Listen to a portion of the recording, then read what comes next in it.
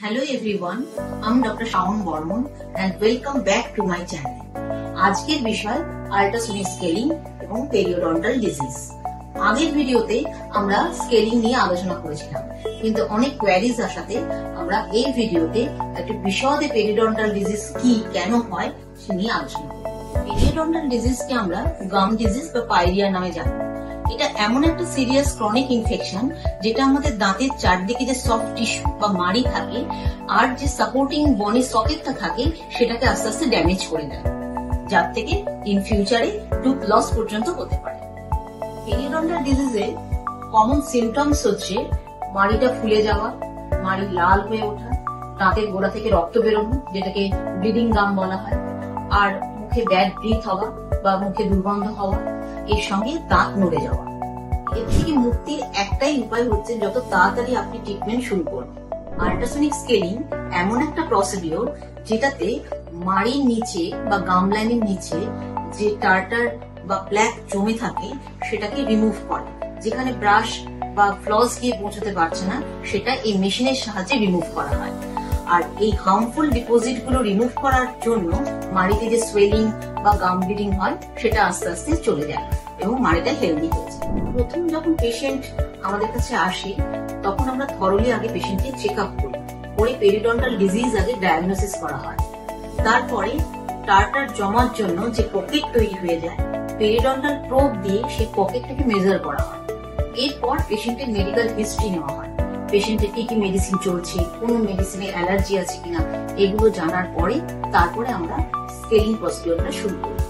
আর সাবজিঞ্জাইভাল scaling যখন করা হয় তখন সেক্ষেত্রে মাঝে মাঝে লোকাল অ্যানেস্থেসিয়ারও প্রয়োজন হতে পারে। স্কেলিং সবসময় আল্ট্রাসনিক স্কেলার মেশিনে করানো উচিত আর একজন স্পেশালিস্ট ডেন্টাল সার্জনকে দিয়ে করানো উচিত। স্কেলারটা কিভাবে ইউজ হয় না, একটা ভাইব্রেশন হয়। ভাইব্রেশনে কি হয় যে টার্টার বা প্ল্যাক গুলো আস্তে আস্তে আলগা হয়ে যায়, আর তার সঙ্গে একটা ওয়াটার জেট বেরোয়। ওয়াটার জেটে আলগা ময়লাগুলো ফ্ল্যাশ আউট হয়ে বেরিয়ে যায়। এইভাবেই স্কেলিংটা হয়।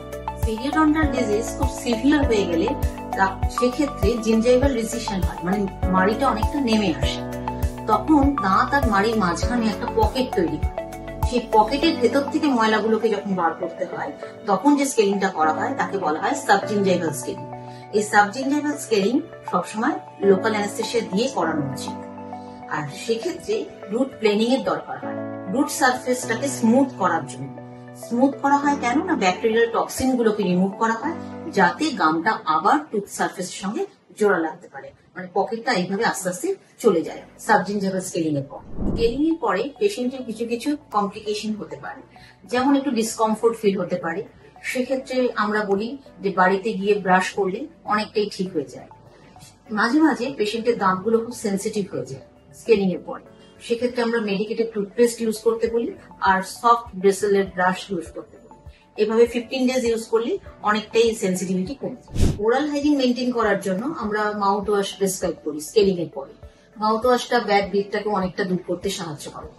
এছাড়া জিঞ্জাইভাল রিসেশন খুব বেশি হয়ে গেলে আমরা মাড়িটাকে উপরে তোলার জন্য আমরা গাম মাসাজ দিয়ে থাকি কিছু মেডিকেটেড অয়েন্টমেন্ট দিয়ে, এবং সেক্ষেত্রে পেশেন্টকে আমরা ফলো আপে আসতে বলি 1 সপ্তাহ পরে কতটা রিকভারি হলো সেটাকে মনিটর করার জন্য।